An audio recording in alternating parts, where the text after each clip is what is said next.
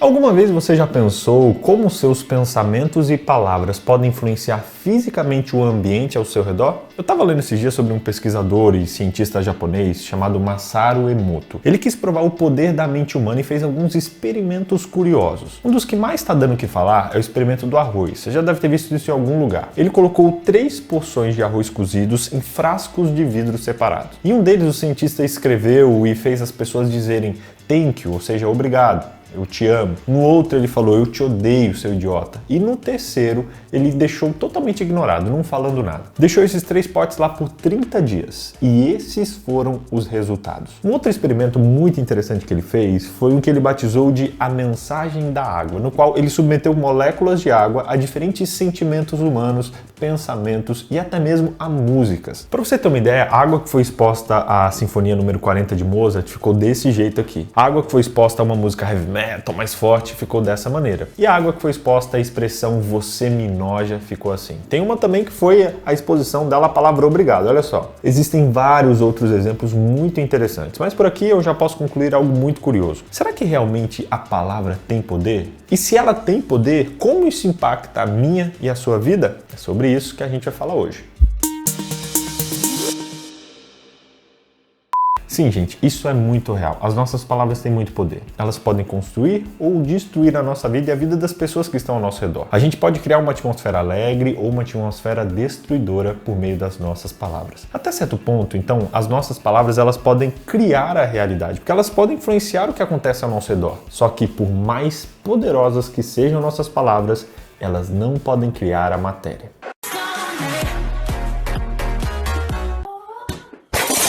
Mais importante do que entender o poder das palavras é entender o poder da palavra, a palavra de Deus. Esse é um princípio da fé cristã. O texto-chave dessa semana diz: mediante a palavra do Senhor foram feitos os céus, os corpos celestes, pelo sopro da sua boca. Ele ajunta as águas do mar num só lugar. Das profundezas ele faz reservatórios e toda a terra tema ao Senhor.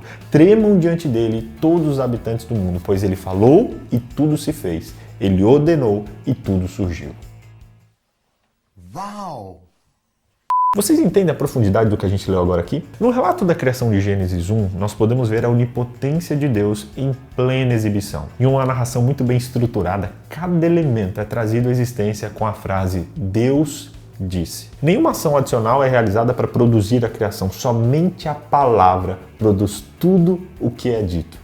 Ela não precisa de ajuda. Hoje em dia a gente vê uma crise religiosa exatamente porque muitos criam ideias e crenças e atribuem elas a Deus. A palavra de Deus tem sido deixada de lado. Aproveitando, eu quero inclusive te dar um conselho muito importante. Tome muito cuidado com palavras como eu acho ou nada a ver. Elas podem estar levando você ao engano, o que é muito perigoso. Aplicando isso ao sábado, muitas pessoas acham que podem guardar qualquer dia ou que o sábado deve ser guardado da maneira que elas pensam, não baseada na palavra de Deus. E isso também é algo muito perigoso. E aí você fala, BJ, mas o princípio do sábado não é o descanso? Se é esse, eu posso descansar qualquer dia, não é verdade?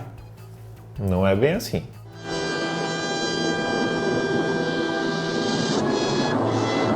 A história de Naamã, ela ensina algumas lições para nós. Ela responde isso de uma maneira muito clara. Naamã, ele tinha um problema muito sério. Ele estava com uma doença incurável e ele tinha tentado se curar, mas nada deu certo. No seu desespero, ele deu ouvidos a uma de suas servas que disse que havia um profeta chamado Eliseu que podia curá-lo. Quando Naamã chegou na casa de Eliseu, o profeta nem se aproximou dele, nem se preocupou ou se importou em ir até ele. Apenas enviou um mensageiro com a seguinte palavra: vá e lave-se 7 vezes no Rio Jordão, sua pele será restaurada e você ficará purificado. Aqui já percebemos a palavra de Deus e como ela é tudo. Nessa ocasião não foram necessários louvores, sacrifícios, cultos, apenas a palavra de Deus foi suficiente para Naamã. Só que ele ficou revoltado, ele ficou indignado, porque ele era um homem nobre, acostumado a ser recebido de maneira honrosa, e aí de cara um profeta vem, nem se preocupa em conversar com ele, para piorar, dá uma ordem dizendo para ele se lavar no rio mais sujo da região. E não é só uma vez não, devia ser 7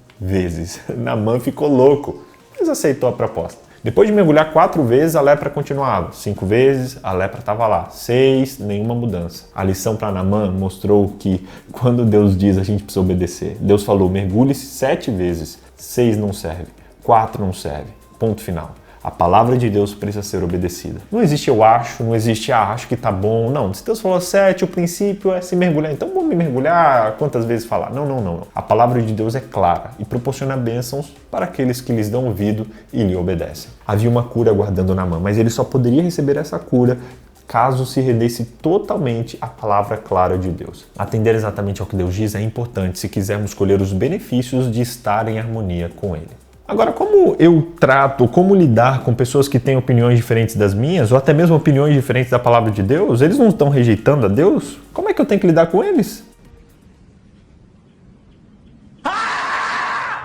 É muito importante falarmos sobre isso. Existem muitas interpretações da palavra de Deus e cabe a cada um se aprofundar no estudo da palavra e aceitar o chamado que é feito para si. A gente tem que separar as coisas. Nós não fomos feitos para julgar a sinceridade do coração e da crença das pessoas. O próprio Deus, o dono da palavra, ele deu liberdade para que cada um fizesse as suas escolhas e não cabe a mim e a você julgar o coração das pessoas. Temos que julgar apenas o nosso. Deus nos dá liberdade e os 10 mandamentos, ao contrário do que pensam, não são obrigações duras de um pai para um filho. Não.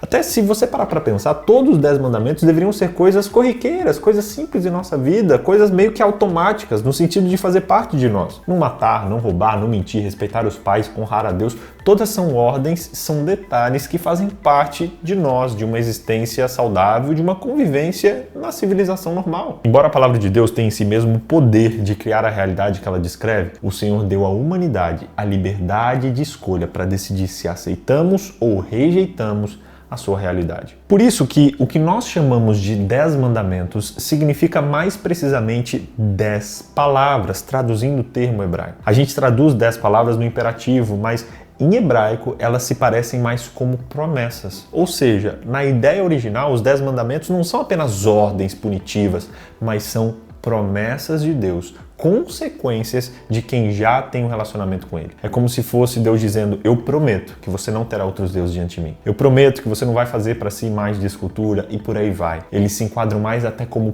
promessas, lei de Deus, mas em forma de promessas do que em forma de punição. Olhando por essa perspectiva, os 10 mandamentos simplesmente descrevem como é a vida daqueles que foram salvos pela graça de Deus e não como devem ser os comportamentos daqueles que querem ser salvos e conquistar a salvação pela guarda dos mandamentos. Ele mostra mais a consequência de quem já é do que uma simples predisposição ou requisitos de quem quer ser. Guarda dos mandamentos, ela é uma consequência de quem recebe a graça de Deus e quem vive um relacionamento profundo com Ele. Aceitar a redenção de Deus, lá de Êxodo 20, verso 2, significa permitir que Ele crie em você a pessoa descrita nessas 10 palavras, essas características descritas nos 10 mandamentos. Tudo que Deus diz sobre nós nas Escrituras pode ser a nossa realidade se o aceitarmos pela fé. Não precisamos duvidar de seu perdão. Quando a gente se arrepende, não precisamos nem mesmo nos preocupar com as nossas necessidades básicas, como está escrito em Mateus 6. E nós podemos ter confiança em sua salvação, como descrito em Filipenses 1, verso 6. E o sábado faz parte disso tudo. Nesse dia nós celebramos o poder criativo da palavra de Deus e demonstramos a nossa atenção, aceitação e submissão à palavra criativa dele. Todos os dias nós temos o privilégio de nos submeter a esse poder em nossa vida por meio da fé. Isso é lindo demais. Que coisa mais linda!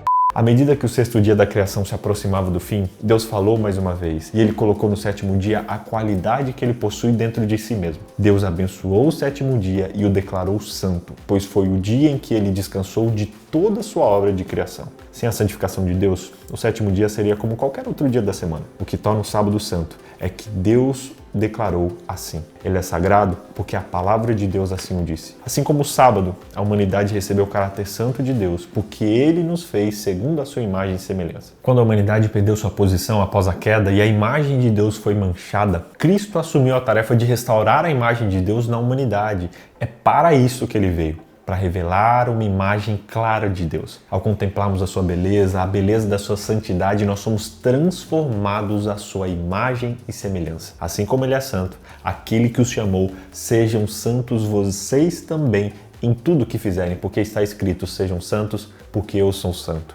Quando a recebemos com fé, a palavra de Deus que nos chama a ser santos é a própria palavra que nos torna santos. Assim como acontece com o sábado, assim acontece conosco.